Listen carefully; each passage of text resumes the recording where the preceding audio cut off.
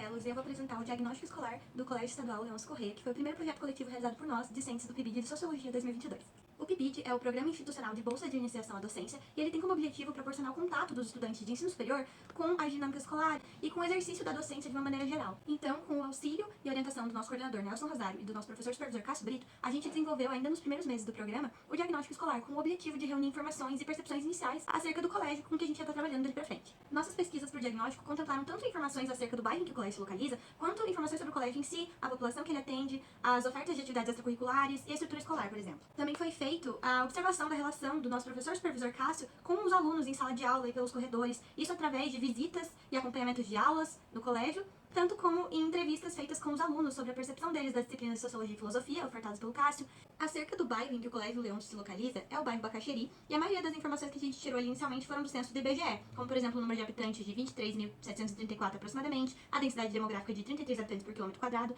e também a renda média per capita de 6 a 10 salários mínimos dos habitantes desse bairro. Além disso, sobre o bairro, a gente também deu uma olhada nas áreas de lazer que ele tem a oferecer, instituições de ensino, que a gente encontrou 5 no total, sendo 2 delas estaduais, 2 municipais e uma privada, e atendimentos de saúde e unidades de saúde disponíveis no bairro. Entrando então na questão do colégio, a gente observou que ele foi fundado em 1941, contando atualmente então com 82 anos de história, e atualmente também, segundo a secretaria do colégio, tem aproximadamente 2.250 estudantes. A gente também questionou ali na secretaria se a maioria era residente de alguma região específica, de Curitiba ou região metropolitana, e ela disse que é bem variado a residência dos alunos, a maior parte não se concentra só no bairro do Bacaxeri, e que eles atendem bastante alunos vindos de Colombo. Para análise da estrutura escolar, a gente reuniu registros fotográficos feitos por nós ali dentro do colégio, de áreas comuns como pátio, cantina, biblioteca, sala de aula, quadras poliesportivas. A partir disso, a gente observou que o colégio tem uma área muito vasta e satisfatória para proporcionar diversas atividades escolares e convívio social satisfatórios. No entanto, deixa a desejar na questão do estado de conservação de algumas áreas e também na acessibilidade, que não é muito boa para pessoas com mobilidade reduzida ou cadeirantes. Quando fomos pesquisar sobre as atividades extracurriculares ofertadas ali pelo colégio,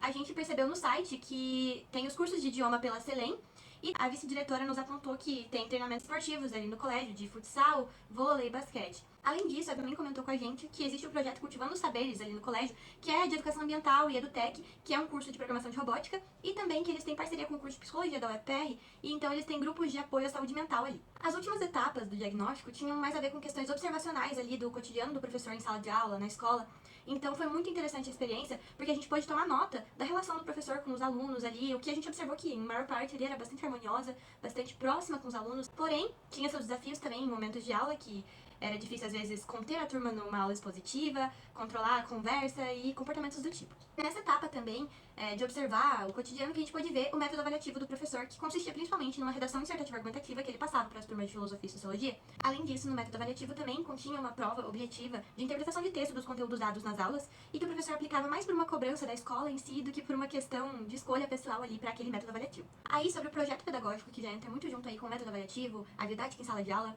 o projeto pedagógico tem se resumido bastante no RCO, que é o registro de classe online. A gente observou que o registro de classe online é indispensável atualmente para a sala de aula e é usada para tudo, desde chamada até oferta de slides é feita pelo RCO. Além disso, propostas de atividades são dadas por lá e até aulas básicas que os professores podem assistir ou passar para os seus alunos assistir pela plataforma Aula Paraná. Então a gente observou ali que um pouco da autonomia e liberdade dos professores em sala de aula está limitada por conta da imposição do RCO nas escolas atualmente. Além das observações e acompanhamentos, a gente também fez entrevistas com os alunos para o diagnóstico. E nessas entrevistas a gente pôde absorver muita coisa e foi muito proveitoso poder ouvir eles, a opinião deles, principalmente sobre as aulas de filosofia e sociologia dadas pelo professor Cássio. Foi nessa etapa que a gente pôde entender um pouco algumas reclamações dos alunos. Por exemplo, eles mencionavam que havia uma densidade de conteúdo muito alta nas disciplinas de filosofia e sociologia e também que não havia muito debate, muitas atividades interativas, que era uma coisa que eles gostariam que tivesse mais. Além disso, eles também mencionaram uma dificuldade de diferenciar os conteúdos de filosofia e sociologia, principalmente porque era ofertado pelo mesmo professor. Então, de maneira geral, e para concluir, eu e os demais discentes a gente pôde absorver e desenvolver muito a partir da realização desse projeto, do diagnóstico, principalmente porque para a maioria de nós ali era o primeiro contato que a gente estava tendo com a escola, desde a época em que éramos alunos da escola no ensino básico. A gente pôde ter contato e conhecer sobre o projeto pedagógico,